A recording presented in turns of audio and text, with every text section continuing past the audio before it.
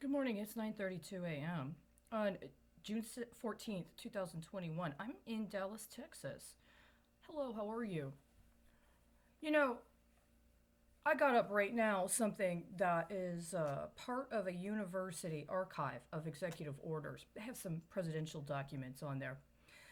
I'm not going to lie, at various times I have seen changes to the presentation of the text of what's alleged to be official presidential documentation over the course of the last 4 years since I've known about this. But it's coming up as the first reference for what I'm looking for specifically, which is Executive Order 12735, Chemical and Biological Weapons Proliferation by President George Bush, dated November 16th of 1990. I first found this executive order in the summer of 2017. At the time, I was studying non-destructive testing at a private facility in the outskirts of Houston, Texas. And I found this, I understood that what it did is it outlined a potential protocol that could be invoked in the event that someone was concerned that there was manufacture of component materials or actual material that qualified as a chemical or biological agent or could be used in the assembly of a chemical or biological weapon. I had not found at that time, and to be honest with you, until this day, have not found anything that represents a comparable process one can engage in the event that they have concern that they are being exposed to processes associated with the potential acquisition or manufacture, much less distribution or delivery of a chemical or biological weapon. It references both or all three of the major departments, including the Department of Commerce, the Department of Defense, and the Department of State. And it outlines a variety of manners in which one can engage to request consideration, including in reference to materials that are being made available for export. The first thing I did when I had what I understood to be information about a potentially emergent threat to misuse things that I had worked on myself in the implementation of a terrorist attack abroad was reference specific sections of this bill, or rather this executive order, reference specific sections of this executive order and send a formal request to the senator of my home state, who at the time was on the Senate Intelligence Committee. Under the circumstances that I was in at the time, I understood that that was the most appropriate manner in which to attempt to engage a process of redress for these specific matters at hand. I also had identified to them and told them that my personal identification documents had been stolen, and up until that time, I had not received any assistance locally. And at the time, I was in Houston, Texas, and in the areas immediately surrounding Houston, Texas, with reporting on or responding to the fact that I'd had my primary source identification documents stolen, along with several reports and my educational materials at the time. I let them know. I received one response from the office regarding my information concerning my high school transcript and my birth certificate, but the senator's office never responded to this request. I ended up resubmitting this request a second time before the end of 2017 to a local senator here in Texas, not the one who was a member of the Senate Intelligence Committee, mind you, but one I had previously reported to several times in connection with witnessing crimes and being attempted for enticement into cooperation with crimes, including crimes that could potentially implicate him were he not to have taken assertive action. To this time, I have absolutely no evidence that he actually took appropriate action. On the contrary, what it does appear to have occurred is that I have been routinely, repeatedly, and consistently attempted for extortion into cooperating with the very crimes I was attempting to forestall and report on. I never received any response to that request for the invocation of this executive order.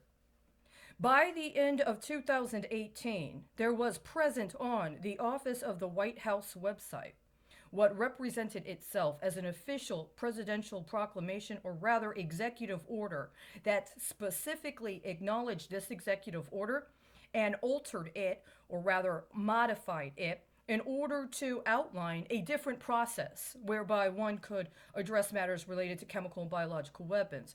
I understood at that time somebody in Dallas was actually testing it. I believe that at the time they were disabusing that specific executive order in order to test out specific kinds of biological weapons paradigms on people who were homeless, including me.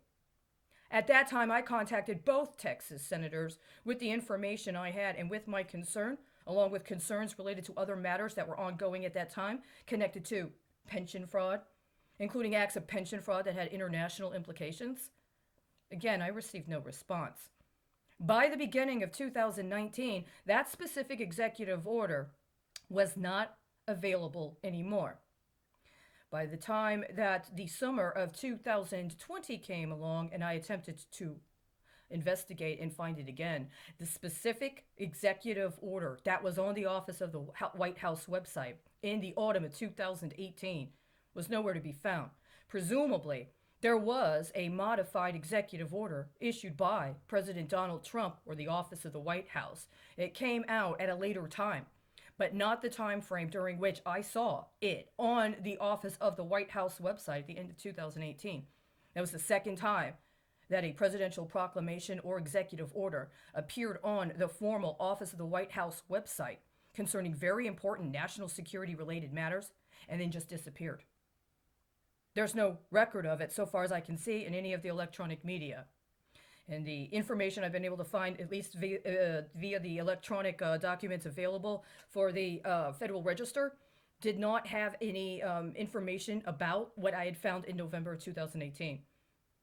In the summer of 2019, July of 2019, I again attempted to invoke the process that was outlined in this specific executive order 12735, in order to attempt to address matters related to the outstanding issues. I sent it via post mail to the Inspector General of the Department of Defense, Department of State, and the Department of Commerce.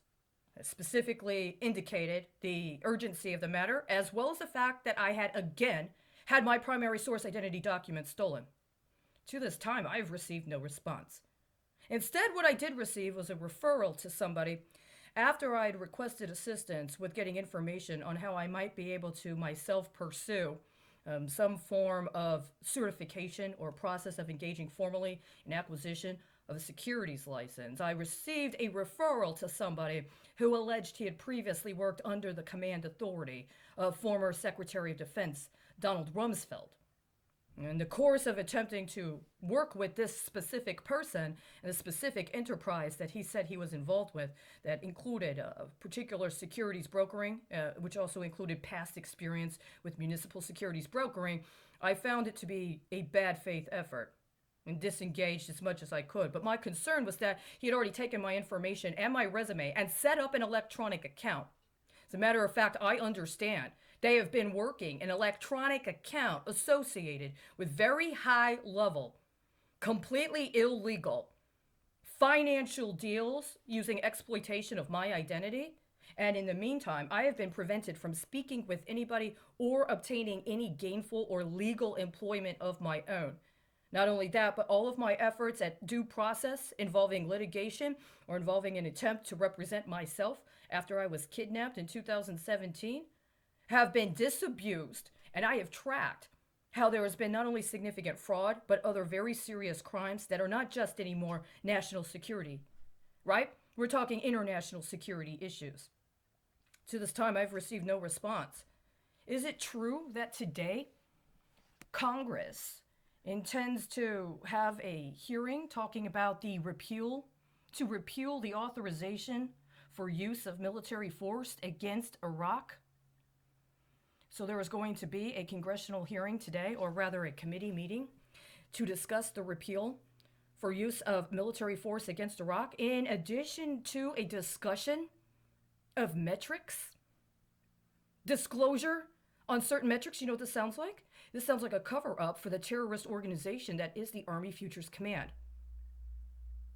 Is Congress today attempting to cover its ass, so to speak, in covering up for the fact that for going on now 4 years, it willfully and knowingly aided and abetted a terrorist attack in another country during a time frame in which that country was the location of an international conference on immunizations?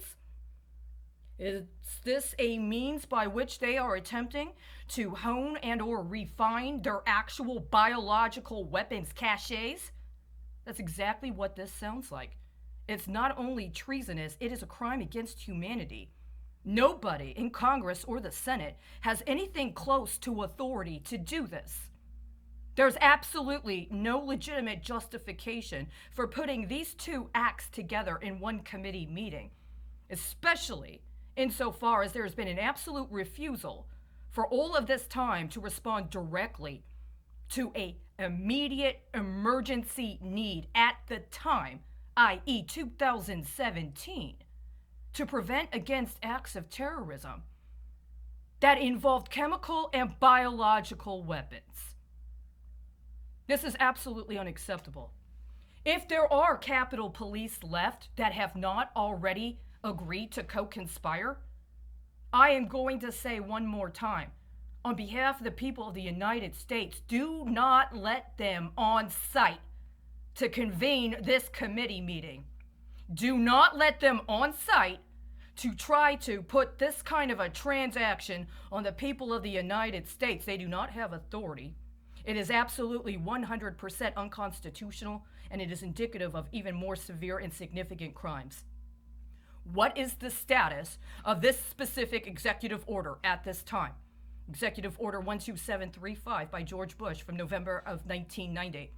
What is the status of any subsequent or executive order that follows this one in consideration of invocation of a process whereby people can legally, safely, and effectively document efforts to try to extort or compel us into cooperation with creation, use, or distribution of biological and chemical weapons, including against our own people? Until those questions are answered, there's absolutely nothing close to legitimization of whatever else it is they think they're going to do this afternoon. Again, if you are with the Capitol Police, please prevent them from being able to even enter the room. Do not allow for them to commence or convene this meeting.